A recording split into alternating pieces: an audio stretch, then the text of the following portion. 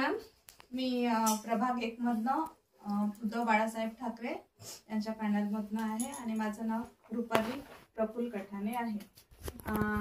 सरांनी सांगितलं ज्या पद्धतीने की बघा, निवडणूक तर प्रत्येक चालतच असते, येतच आहे, पण जे पुढे मागचे जे नगरसेवक इथे राहून गेलेले आहे त्यांनी काय काम केले आहे यावर तर सर बोललेच आहे, पण लोकांना जे दिसत आहे त्यांनी ते आपलं मत आम्हाला व्यक्त केले आहे। त्यांना किती त्रास होतो, त्यांना किती प्रॉब्लेम्स होऊन राहिले आहे आणि प्रत्येक ठिकाणी जाऊन बघतो तर त्यांना पाण्याची, रस्त्याची हे म्हणजे प्रॉब्लेम्स पुष्कळ ऐकायला आम्हाला मिळाले आहे।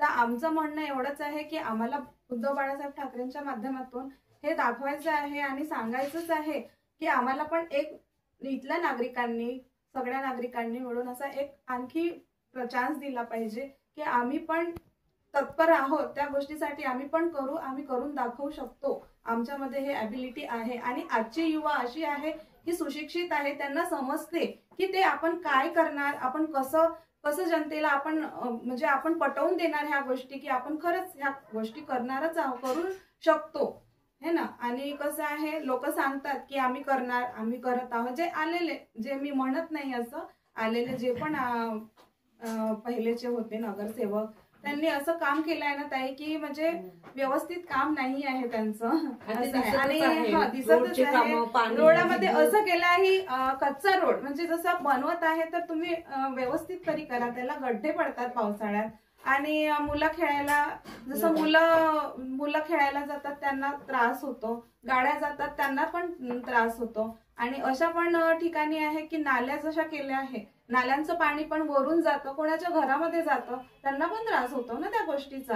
ह्या गोष्टी नको व्हायला त्यांनी ह्या पाळायला पाहिजे होतं। आता असं वाटत आहे की आम्हाला पण हा एक चान्स द्या, आम्ही करू शकतो ना हे काम, आम्हाला एक चान्स पाहिजे। सगळे म्हणत आहे की हिंगणा क्षेत्राचा खूप विकास झालेला आहे, तर आधी होतं ग्रामीण आपलं, तर आता नगर परिषद झालाय, तर दोन्हीमध्ये तुम्हाला काय फरक जाणवतोय आणि तुम्हाला कितपत वाटतं की आधी विकास जास्त होता आणि आता विकास जास्त होत आहे?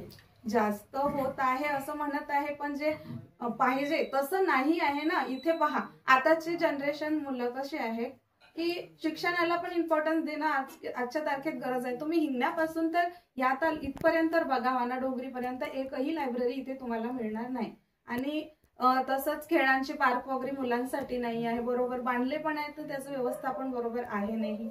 म्हणजे असे नाही करायला पाहिजे ना त्यांनी, म्हणजे व्यवस्थितपणे बांधकाम करायला पाहिजे। आणि मेन म्हणजे तर खरंच इथे वाचनालयाची खूप गरज आहे। मुलांना समोर जाण्याचं आहे, त्यांना सिटीत जावं लागतं, ते वेळ वाचतं ना त्यांचं, आणि बुक्स वगैरे सगळे अवेलेबल लायब्ररीतच मिळवून देऊ शकतो आम्ही।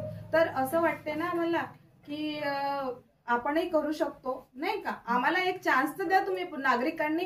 प्रत्येक वेळेस त्यांना 5-6 वर्ष, 5 का 10 वर्ष झाले ना ते त्यांची इथे सत्ता चालत आहे, ऍटलीस्ट आम्हाला पण एक चान्स देता, आम्ही बघा ना, आम्ही करून दाखवू, हे डेफिनेटली सांगते। उद्धव बाळासाहेब ठाकरेंच्या माध्यमातून मी खरंच सांगते, आम्हाला ही जर